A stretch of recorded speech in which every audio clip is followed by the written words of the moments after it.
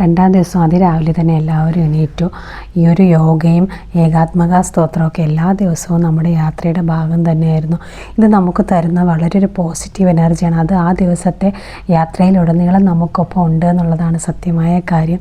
ആ ഒരു പവർ നമുക്കെപ്പം എപ്പോഴും ഉണ്ട് എന്നുള്ളതാണ്. തലേ ദിവസം എത്ര ലേറ്റായി കിടന്നാലും മാക്സിമം രാവിലെ പറയുന്ന സമയത്ത് തന്നെ ഇറങ്ങാൻ എല്ലാവരും ശ്രദ്ധിച്ചിരുന്നു. അതുകൊണ്ട് തന്നെ ഏകദേശം 5:15 തന്നെ ഞങ്ങൾ യാത്ര പുറപ്പെട്ടു. രാവിലെ ചെയ്യുന്ന എന്തൊരു പ്രവൃത്തിക്കും അതിൻ്റെ ഇരട്ടി ഫലം കിട്ടുമെന്ന് ഞാൻ പറഞ്ഞു കേട്ടിട്ടുണ്ട്. അത് സത്യമായ കാര്യമാണ്. യാത്ര പുറപ്പെടുമ്പോൾ തന്നെ എന്തൊരു എനർജി ആയിരുന്നെന്ന് പറയുക. രാവിലെ എണീക്കുമ്പോൾ കുറച്ച് ക്ഷീണം തോന്നുമെങ്കിലും ആ യാത്ര തുടങ്ങിക്കഴിയുമ്പോൾ ഓരോരുത്തരും അത്രത്തോളം യാത്രയെ സ്നേഹിച്ചിരുന്നു എന്നുള്ളത് ആ എനർജിയിൽ നിന്ന് തന്നെ നമുക്ക് മനസ്സിലാവും എന്നുള്ളതാണ്. പിന്നീട് ഞങ്ങളെ യാത്ര എന്ന് പറയുന്നത് ഞങ്ങളുടെ കണ്ണുകളെ തന്നെ ഞങ്ങൾക്ക് വിശ്വസിക്കാൻ പറ്റാത്ത അത്ര അതിമനോഹരമായൊരു കാഴ്ചയിലൂടെയായിരുന്നു. ശരിക്ക് ഉദയസൂര്യൻ്റെ സർവ്വ അനുഗ്രഹ വർഷവും ഏറ്റുവാങ്ങിക്കൊണ്ടുള്ള യാത്രയാണ്. പിന്നെ ഏകദേശം 1 മണിക്കൂറോളം ഞങ്ങൾ അനുഭവിച്ചു. അത്രയ്ക്കും അതിമനോഹരമായൊരു കാഴ്ചയാണ് നമുക്ക് ആ സിറ്റിയിലൂടെ നമുക്ക് കിട്ടിയത് എന്നുള്ളതാണ്. കോയമ്പത്തൂർ സിറ്റിയിലൂടെ ഞങ്ങൾക്ക് കിട്ടിയത് എന്നുള്ളത് അത്രത്തോളം വളരെ മനോഹരമായൊരു കാഴ്ച തന്നെയായിരുന്നു കേട്ടോ. ശരിക്കും എനിക്ക് വിശ്വസിക്കാൻ പറ്റില്ല. നമുക്ക് വേണ്ടിയിട്ട് നമ്മുടെ പ്രകൃതി എന്തുമാത്രം അതിമനോഹര കാഴ്ചകളാണ് കരുതി വച്ചിരിക്കുന്നു എന്നുള്ളതാണ്. അത് അനുഭവിക്കുക തന്നെ വേണം. ഈ കുറച്ച് കാഴ്ചകൾ നമ്മുടെ കൂടെയുള്ളവർ കാറിലിരുന്ന് ഷൂട്ട് ചെയ്തതാണ് കേട്ടോ. എന്തൊക്കെ പറഞ്ഞാലും നമ്മൾ ഒറ്റയ്ക്ക് പോകുന്ന ഒരു യാത്രയെക്കാളും നമുക്കൊപ്പം ഒരേ ലക്ഷ്യത്തിൽ യാത്ര ചെയ്യുന്ന കുറച്ച് പേര് അല്ലെങ്കിൽ കുറച്ചധികം പേര് നമ്മുടെ കൂടെ ഉണ്ടാകുമ്പോൾ നമുക്ക് കിട്ടുന്ന എനർജി അത് വളരെ വലുത് തന്നെയാണ് കേട്ടോ. തിരിഞ്ഞു നോക്കുമ്പോൾ നമ്മുടെ കൂടെയുള്ളവരെ കാണുമ്പോൾ നമ്മൾ ഒരുമിച്ച് പോകുന്നത് മറ്റുള്ളവർ നോക്കി കാണുമ്പോൾ അവരുടെ മുഖത്തുണ്ടാകുന്ന സന്തോഷമൊക്കെ കാണുമ്പോൾ നമുക്ക് കിട്ടുന്ന എനർജി വളരെ വലുത് തന്നെയാണ് കേട്ടോ. അത് പറയാതിരിക്കാൻ വയ്യ. ശരിക്ക് സ്വർണ്ണ പരവതാനി വിരിച്ച കണക്കുള്ള കാഴ്ചയായിരുന്നു നമുക്ക് മുന്നിൽ ഞങ്ങൾ കണ്ടുകൊണ്ട് പൊയ്ക്കൊണ്ടിരുന്നത്. അത്രയ്ക്കും അതിമനോഹരമായിട്ടുള്ള കാഴ്ച തന്നെയായിരുന്നു കേട്ടോ.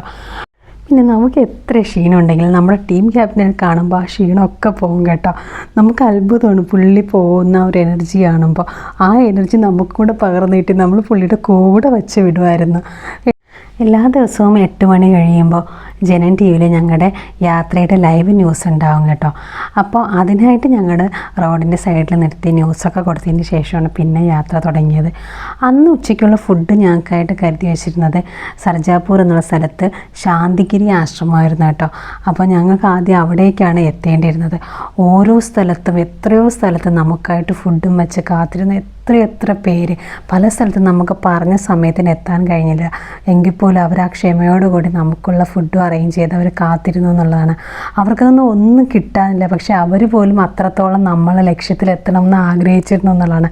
അവരുടെ അനുഗ്രഹം എല്ലാം നമുക്കൊപ്പം ഉണ്ടായിരുന്നു എന്നുള്ളത് സത്യമായ കാര്യം തന്നെയാണ്. പിന്നെ ഞങ്ങൾ പൊയ്ക്കൊണ്ടിരിക്കുന്നത് എത്രയോ ടോളുകൾ പാസ് ചെയ്താണ് കേട്ടോ നമ്മൾ പോകുന്നത്. ശരിക്കും കാറാണെങ്കിൽ നമ്മൾ എത്രത്തോളം ടോൾ കൊടുക്കും. അത് വെച്ചൊക്കെ നോക്കുമ്പോൾ ബൈക്കിൽ നിന്നുള്ള യാത്ര എന്ന് പറയുന്നത് വളരെ വലിയൊരു അനുഗ്രഹം തന്നെയായിരുന്നു കേട്ടോ. പിന്നെ ആ യാത്രയിൽ കഴിഞ്ഞ് ഞങ്ങൾ ഫുഡൊക്കെ കഴിച്ച് ശാന്തിയിൽ തന്നെ കുറച്ച് ക്ഷീണമൊക്കെ അകറ്റിയിട്ടാണ് അവിടെ നിന്ന് യാത്ര പുറപ്പെട്ടത്. പിന്നെ ഞങ്ങൾ വണ്ടി നിർത്തിയതെന്ന് പറയുന്നത് ശരിക്കും ഒരു കരിക്കട കണ്ടപ്പോഴാണ് കേട്ടോ. ആ ചേച്ചിയുടെ കരിക്കടയിൽ ഒരു 1/4 ഭാഗം കരിക്കും ഞങ്ങൾ തന്നെയാണ് കുടിച്ചത് കേട്ടോ. കരിക്കൊക്കെ കുടിച്ച് ക്ഷീണമൊക്കെ മാറ്റിയിട്ട് പിന്നെ യാത്ര തുടങ്ങിയത്. ഏകദേശം സന്ധ്യയോടുകൂടിയാണ് ഞങ്ങൾ ബാംഗ്ലൂർ എത്തിയത് കേട്ടോ. ബാംഗ്ലൂർ എത്തി കഴിഞ്ഞപ്പോൾ ഞങ്ങൾക്ക് ഞങ്ങളോട് തന്നെ അഭിമാനം തോന്നി. അത്രയ്ക്കും വലിയ സ്വീകരണമാണ് ബാംഗ്ലൂർ സിറ്റിയിൽ മലയാളികളെ നമുക്കായിട്ട് അറേഞ്ച് ചെയ്ത് വെച്ചിരുന്നത്. ഇത്രയും വലിയ കാര്യമാണ് നമ്മൾ ചെയ്യുന്നതെന്ന് ശരിക്കും സ്വീകരണമൊക്കെ കാണുമ്പോഴാണ് നമുക്ക് മനസ്സിലാവുന്നത് കേട്ടോ.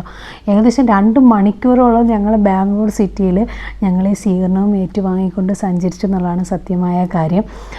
അവർ തന്നെ നമുക്കായിട്ട് വലിയൊരു ഹാളിൽ റൂംസൊക്കെ ഉള്ള വലിയൊരു ഹാളിൽ ഞങ്ങൾക്കായിട്ടുള്ള സ്റ്റേയും ഫുഡും ഒക്കെ അറേഞ്ച് ചെയ്തിരുന്നു. അവിടെ നിന്ന് ഞങ്ങൾ നേരെ ഹാളിലേക്കാണ് പോയത്. അവിടെയും കുറച്ച് ഫോട്ടോഷൂട്ടൊക്കെ ഉണ്ടായിരുന്നു. അതെല്ലാം കഴിഞ്ഞു മാക്സിമം നേരത്തെ തന്നെ ഫ്രഷായി ഫുഡൊക്കെ കഴിച്ചു. ഞങ്ങൾ നേരത്തെ തന്നെ കിടന്നു. കാരണം എന്ന് വെച്ചാൽ രാവിലെ ഞങ്ങൾക്കുള്ള യാത്ര എന്നുകൊണ്ട് ഹൈദരാബാദിലേക്കാണ്. അത്യാവശ്യം നല്ല ചൂടുണ്ട്. അതുകൊണ്ട് മാക്സിമം നേരത്തെ തന്നെ ഞങ്ങൾ കിടന്നു. ബാക്കി നമുക്ക് രാവിലെ കാണാം.